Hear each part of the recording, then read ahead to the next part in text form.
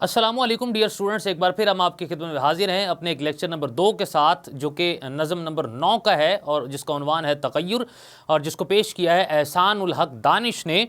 हम आज उसके सामने यहाँ पर जो सवालात, पहला जो सवाल हमारे पास है वो मुख्तसर जवाबात हैं जिसमें से पहला लफ्ज़ हमारे पास जो सवाल हमारे पास है वो है एहसान दानिश ने ज़िंदगी को किस चीज़ से ताबीर किया है। और एहसान दानिश का जवाब यह है हमारे पास कि एहसान दानिश ने ज़िंदगी को तग़य्युर पहम से उसको ताबीर की है कि इंसान की ज़िंदगी के अंदर मुसलसल तब्दीली जो है वो आती रहे। सो इस लिहाज से इंसान की ज़िंदगी का बुनियादी मकसद एहसान दानिश ने मुसलसल तब्दीली को बताया है। सवाल नंबर अगला हमारे पास ये है कि रात के समा को किसका इंतज़ार रहता है। जिसका जवाब हमारे पास ये है कि रात के समा को सुबह का इंतज़ार रहता है, क्योंकि रात के बाद चूँकि सुबह आती है और सुबह उसकी जगह बज़िद है, इसलिए यह कहा गया कि ये जो तब्दीली रात के बाद सुबह की है और सुबह के बाद रात की है, ये तब्दीली हमेशा से रहती है, इस वजह से रात को सुबह का इंतज़ार रहता है। सवाल नंबर 3 हमारे पास ये है कि हर सदा किसके फ़राक में बेकरार रहती है। इसका जवाब यह है कि हर सदा खामोशी या सकूत के फ़राक में बेकरार रहती है, क्योंकि अगर कहीं पर शोर गुल मौजूद है तो उसकी जगह सकूत ले लेता है, खामोशी ले लेती है या खामोशी ले लेती है। इस वजह से खामोशी बेकरार होती है, वो उस जगह पे और उस सदा की जगह पे उसमें से। सवाल नंबर 4 हमारे पास ये है कि बहार गुलिस्तां किसकी जानिब रवाना रहती है। जिसका जवाब यह है कि बहार गुलिस्तां मौसम ख़िज़ां की जानिब रवाना रहती है। अगला सवाल हमारे पास है निकहत की क्या कोशिश होती है। निकहत चूँकि हम खुशबू को कहते हैं और ये कहा गया है कि निकहत की हमेशा बिखरने की कोशिश होती है ताकि ख़ुद को बखेर कर वो औरों को, दूसरों को भी ज़्यादा जो है वो खुशबू फराहम कर सके। जबकि अगला सवाल हमारे पास है मौसम को हर आन क्या लगन रहती है। मौसम को हर आन बदलने की हमेशा से लगन रहती है, क्योंकि मौसम गर्मा के बाद मौसम सरमा, मौसम ख़िज़ां के बाद मौसम बहार और फिर मौसम बरसात। सो हमेशा से मौसम बदलने की जुस्तजू हमेशा से मौसम को रही है। आखिरी सवाल यहाँ पर जो मुख्तसर है कि शम्सो कमर किस बात पर बज़िद रहते हैं। शम्सो कमर एक दूसरे की जगह पर आने को बज़िद रहते हैं। इस वजह से शायर ने यहाँ पर बयात किया, क्योंकि वो भी अपने अंदर एक तग़य्युर और तब्दीली चाहते हैं। सो इस वजह से जहाँ चाँद अपने जो है वो पूरी आबोताब के साथ जो है वो वहाँ पर रात को चमकता है, सो उसकी जगह शम्स जो है वो या सूरज जो है वो बेकरार रहता है और बेकरार होने की सूरत के अंदर वो उसकी जगह पर आना चाहता है। सो इस बात पर वो बेज़िद हैं।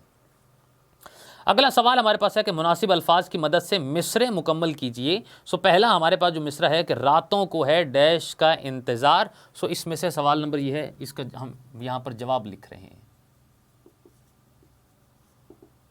सवाल नंबर 2 है कि मुकम्मल हमने जवाबात को करना है, जिसमें से पहला जो हमारे पास जो मिसरा है वो है रातों को है डैश का इंतज़ार, जिसका जवाब हमारे पास है शहर की तजल्ली, शहर की तजल्ली का यह इंतज़ार उसमें से।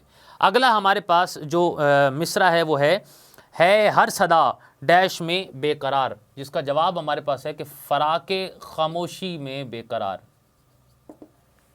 जबकि तीसरा हमारे पास मिसरा है कि सूए ख़िज़ां डैश रवाना है, यानी कि बहार गुलिस्तां। सो बहार गुलिस्तां रवाना है। अगला शेर हमारे पास है कि शम्सो कमर को है ज़िद के डैश रहें, जिसका जवाब है जी गर्मे सफ़र रहें। सो ये हमारे पास सवाल नंबर 2 था, जिसके हमने आपके सामने यहाँ पर जो है वो मिसरे मुकम्मल किए। सवाल नंबर अगला हमारे पास मौजूद है कि कॉलम अलिफ और कॉलम बे में से चुनकर मुतज़ाद अल्फाज के जोड़े बनाइए और सही जवाब कॉलम जीम में लिखिए। सवाल हमारे पास यहाँ पर मौजूद है सवाल नंबर 5, जिसमें से कॉलम अलिफ हमारे पास है जी तग़य्युर, और तग़य्युर का हमने जो है वो मुतज़ाद लिखना है। कॉलम जीम के अंदर तग़य्युर का हमारे पास जो उलट है वो है सबात।